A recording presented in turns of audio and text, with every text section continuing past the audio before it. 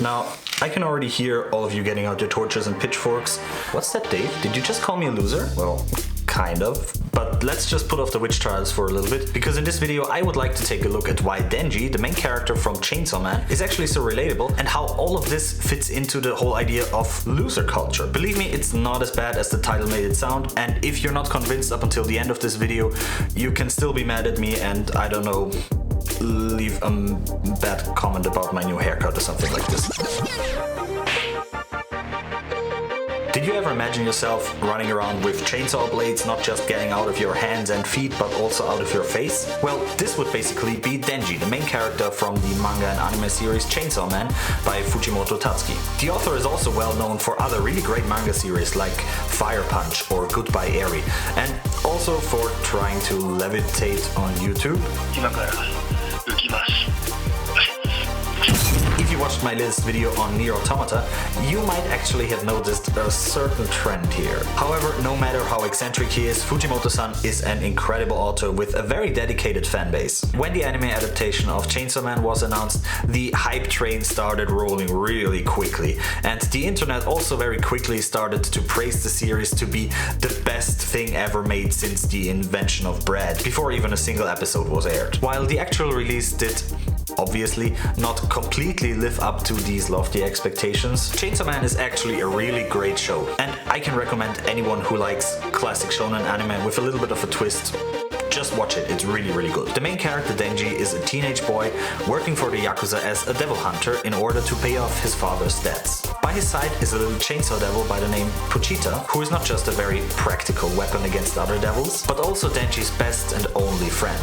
After the two of them almost die, Pochita offers his own heart to Denji and transforms him into some kind of human-devil hybrid thing. He soon gets picked up by Makima to work as a professional devil hunter for an organization called Public Safety.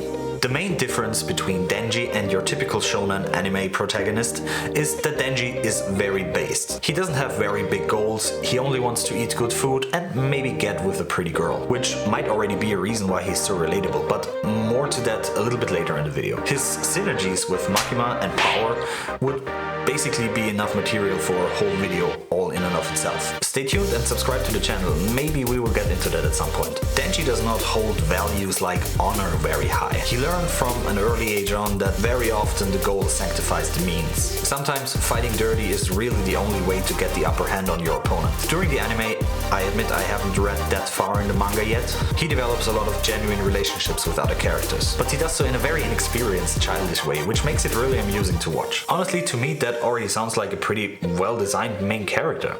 But why is that?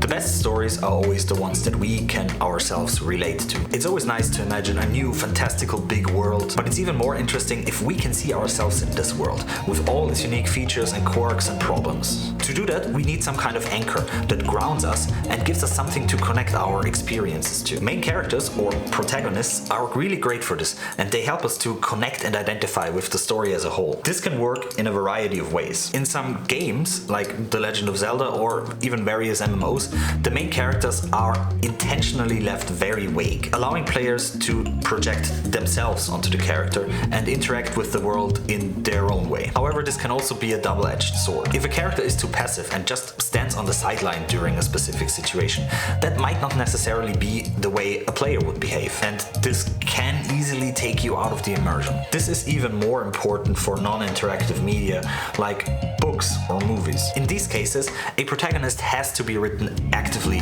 to push the story forward, but they also need to be written in a way that allows the reader or viewer to see something of themselves in the character and be curious about how they would deal with certain issues or certain problems. This process is called identification, and it plays a very important role in our enjoyment of a story. Identification can refer to the process of recognizing or verifying the identity of an individual or an object. In general, identification involves a form of association or connection between an individual and something or someone else, either through recognition or emulation. Identification is something that we do in our daily lives as well. We choose friends who share similar interests and values, and we join groups or clubs that we believe can help us grow or develop in some kind of way. In a story, we get much more engaged if we see a character, especially a protagonist, dealing with issues that we can relate to, even if they are exaggerated at times. But hey, let's roll back for a minute.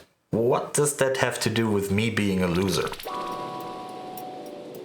Now, if you remember the beginning of Chainsaw Man, Denji is shown as an utter failure. When we meet him, he's basically a slave, and his masters only keep him alive because of his unique condition and his usefulness to them. His social life is practically non-existent, which becomes the breeding ground of a variety of comedic situations in later episodes, when he has to meet and interact with other people. However, this is probably not as bad as it sounds, since after all, we love to root for the underdog. Many pieces of fiction before were about the misfits, the outcasts, people who don't fit within a certain norm of the society. And Denji's character arc is basically still the one of a young person who still has to completely find himself. He's definitely not able to yet fit within a group of people or a society. Identifying as a loser does not necessarily mean that someone has low self-esteem or lacks confidence. It can simply be a way to reject mainstream values and expectations. However, it's important to be aware of the potential negative consequences of embracing this label, such as reinforcing negative self-perception or perpetuating harmful stereotypes. Some young people who identify as losers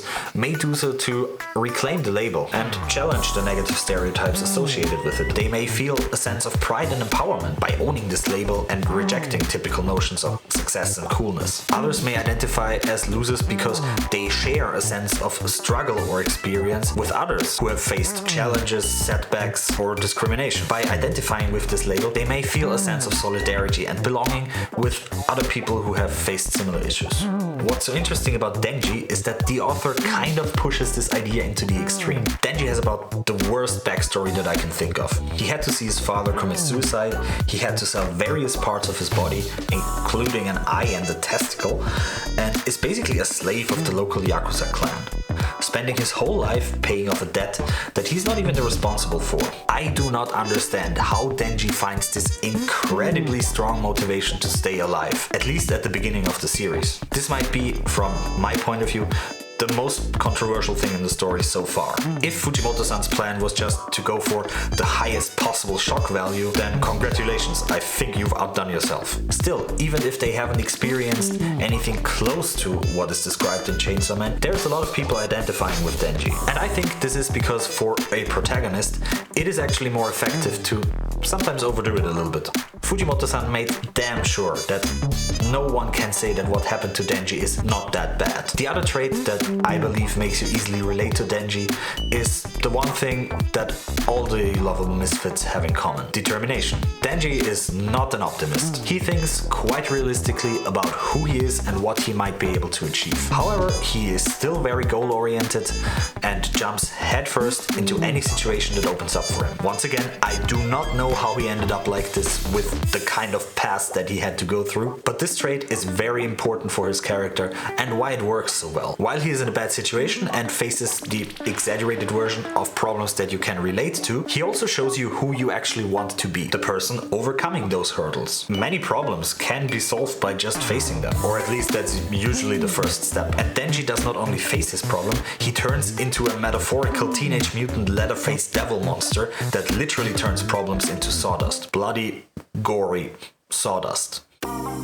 There is still much we don't know about Chainsaw Man from just the anime alone. Denji still has so much space for development, and it appears as if his character arc has only just started, so I'm kind of curious where the journey takes us. However, so far we were able to experience a brilliantly designed character that incorporates a delicate balance between familiar and novel elements. He's broad enough of a personality to give many viewers something to catch on to, but also detailed enough to allow for very intricate interactions with the world around him, without actually getting boring.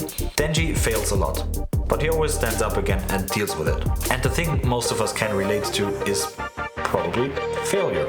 You can admit it, we're all losers.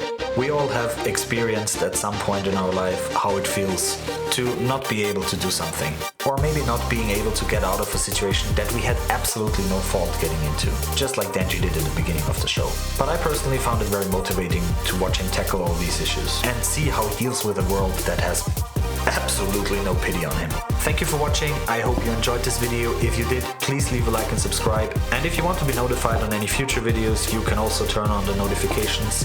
It all helps me out a lot. That being said, I hope I see you guys soon. Until next time, bye bye.